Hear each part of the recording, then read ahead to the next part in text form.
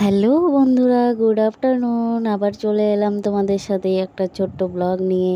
আশা করি তোমাদের খুবই ভালো লাগবে। দেখো, এখন আমি একটু পটল ভাজি করছি, তার সাথে দুপুরের জন্য আছে ডিমের কারি করেছি, পটল ভাজি আর হলো করলা ভাজি করেছি, আর কিছু করিনি আজকের জন্য। তো তাই তোমাদের একটু পটল ভাজিটা দেখাচ্ছি যে তোমাদের কেমন লাগে ভিডিওটা। আশা করি খুবই ভালো লাগবে।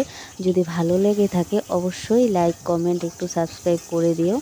আর আমার জন্য তোমাদের খুবই ভালোবাসা, আর তোমরাও আমাকে একটু ভালোবাসা দিয়ে যেও।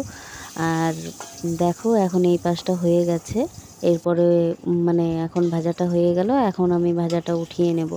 আশা করি তোমাদের এই ছোট ব্লগটা ভালো লাগলো।